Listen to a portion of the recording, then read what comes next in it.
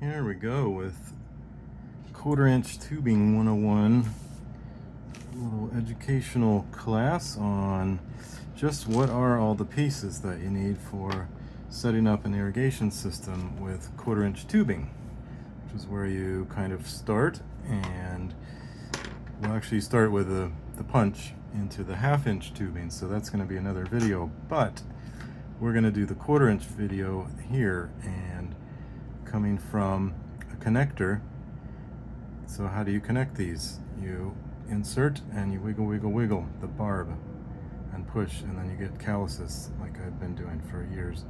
And so then you have this, and this either plugs into the 1/2-inch tubing that you punch a hole into, or you can put other kinds of tubing on it. Like here we have, this is a 1/4-inch inline emitter tubing. So every 6 inches, see the bulge is an emitter.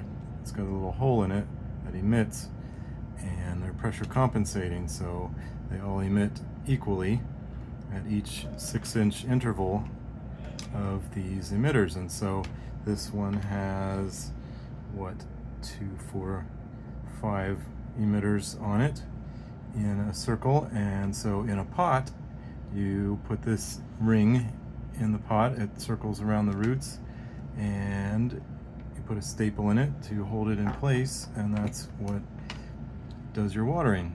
And so you have the blank tubing, you have the connector, and you have the 1/4-inch tubing with the inline emitters in the line.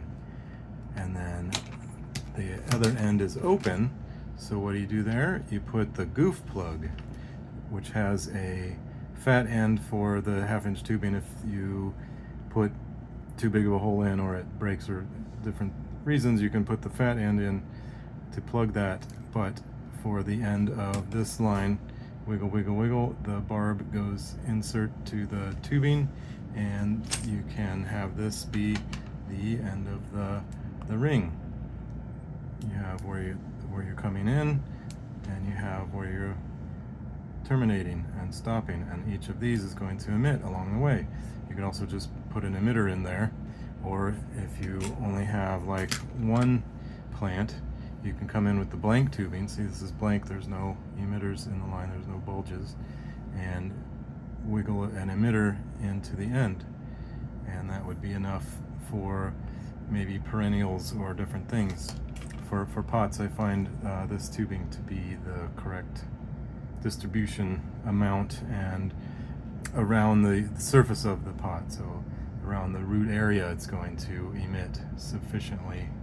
Instead of if you just have like one emitter, it's going to just go straight through the pot and out the bottom, and you're not going to get the use and benefit of spreading the water out on the surface of the pot, of the soil, potting soil.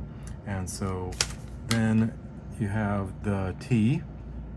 So if you're adding maybe 2 of these lines, or 2 of any kind of lines, or you're coming along with the 1/4-inch tubing and you find that you want to wiggle, put the T on there, come out with some more blank tubing, and then and maybe even more blank tubing, and then the connectors and the thing. So it's a million little parts. And then sometimes you have elbows. The elbows can go over the edge of the pot. That's really helpful and useful to kind of hook on the edge, so that it's seated and sitting, coming like straight up the pot, and then over the edge of the pot, and sometimes even another one if the soil is down, to distribute. And then the metal stakes, which I don't have in front of me, are the things that hold these in place. They're jute stakes, and I'll link all these in the description, but these are the types that I recommend, which is the rain drip.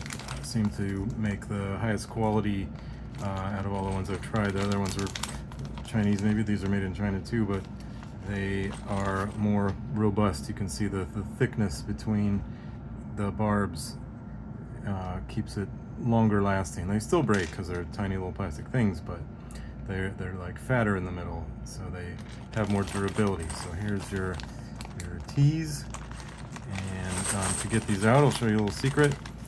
They all have a little plastic hole in the plastic. This is the elbows. There's a hole in the plastic. So if you scooch one over to the corner and you find where the barb is, and you maneuver the barb to that little hole, you can, without breaking the entire bag open and having all of them spill, because you're only using one at a time, you just work it to the corner, and then you can pull that out through the corner, out the little hole that they put conveniently for you. This is the barbed elbows, that's the part number, and I'll link these in the description for rain drip. So that's the secret to not just ripping the top off and just having them kind of floating around, and then you know what they are. They're still in the bag and they're conveniently there. And so same with the T's, you got to make a little bit of a bigger hole because it comes out a little bit differently, but that's the same basic idea. See, because it catches, so it's a little wider, but still they don't spill everywhere. You can get one out easily and then grab it, but it's going to be much more organized for you. And so here's the connectors from Rain Drip, also my favorite brand, and for these parts anyway, I have different makers of different parts for all kinds of stuff I'll be showing you in different videos, but these are the barbed, quarter-inch barbed connectors, coming 50 in a bag. You need just a million different little parts to get done what you want to irrigate. So this is the T's, elbows, connectors. You have the inline emitter tubing. You have the blank tubing. And those are the main parts of a quarter-inch system. And I'll do another video on if you're coming off of various configurations. These are some of my other favorite parts. And we'll get into that in the next ones.